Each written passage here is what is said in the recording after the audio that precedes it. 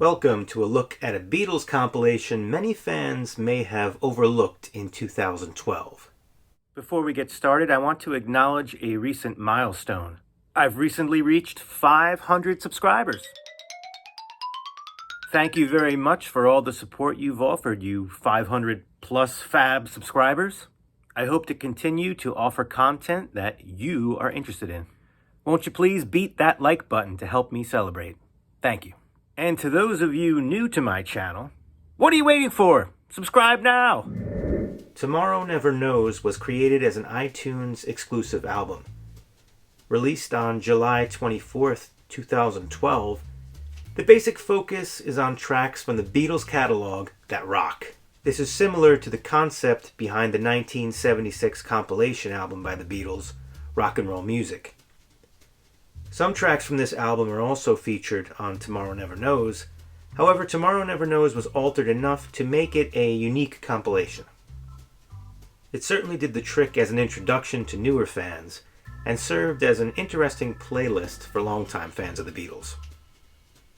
Of course, the title of the album stems from the epic closing track off the Beatles' 7th UK studio album, Revolver. Tomorrow Never Knows is an excellent inclusion to this compilation. The Let It Be Naked version of I've Got a Feeling and the Anthology 3 version of The End are also notable inclusions. Before 2010, without ripping the files direct from CD to iTunes, the only way to get high-quality digital files of the Beatles was to own the 2009 USB memory stick. This was remedied in November of 2010, when the entire Beatles catalog was finally released in the iTunes store. Needless to say, this was a business venture that made millions, and out of that success was born this iTunes exclusive album, still available as of the release date of this video for $9.99. Number 9, number 9, number 9. Just to clarify, being an iTunes exclusive, this was a download-only release. There was no physical media made available to the general public. This is not to say there wasn't a physical product produced at all. Here's where this release gets interesting.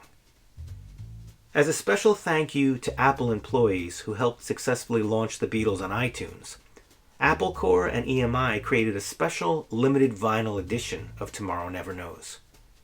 Those who received this rare gift were issued a warning that it was not to be sold or given away under penalty of disciplinary action, up to and including termination.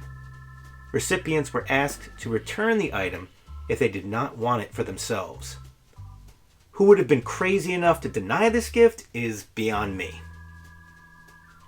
As you might expect from Apple, a unique code for a digital download of the album was included on the inner sleeve. I've read this item was limited to 1,000 copies worldwide. This may or may not be the actual case. I kind of doubt it is, but regardless if more than 1,000 were printed, I'd still say it's one of the more rare Beatles items out there. You can search all over YouTube and you'd be hard-pressed to find a single Beatles fan or VC member who has owned and shown an official black vinyl Tomorrow Never Knows. That being said, I want to give a shout out to one of the few YouTubers who's even done a video on the topic of this iTunes compilation. I don't know him personally, but I want to recommend Stripey Rambles. I really dig this guy's videos. He provides great commentary, some humor, and the production quality of his videos is outstanding. Not that he needs my endorsement, but for what it's worth, check out his channel. As a collector, I like to have physical media, and a few years ago I came across this supposed EMI promotion CD of Tomorrow Never Knows. It's just a no-frills single CD, but I was happy to add it to my Beatles CD collection. Later, I saw this Japanese release. I wouldn't call it official, but it looks great, and I picked it up on Amazon, I think, for just a few dollars, so I figured it was worth it at the time to have a better physical representation of that rare vinyl edition on CD. It came complete with an obi, and the front and back cover are reproduced to look like the vinyl edition. The inner sleeve includes the download code, which expired in 2013. And the disc face itself reproduces an orange label similar to the way it was presented on the vinyl record. There's even an added insert, as is often the case with Japanese releases. It's been years since 2012, and despite that stern warning all those years ago, that rare LP is most definitely out there for sale.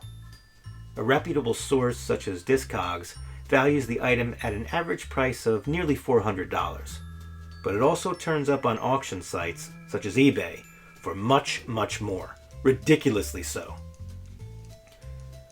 As a side note, there have been counterfeits printed in color, so buyer beware if you're looking for this item. Since I don't own the vinyl edition, and there's nothing more particularly exciting to discuss regarding this compilation, I'm going to end things here. But I'm curious to read your comments on this item. Did you buy the compilation on iTunes or ignore it altogether? Have you seen or do you own the rare LP? Did you purchase the Japanese CD version? Let me know. It could be an interesting conversation. Thanks for watching.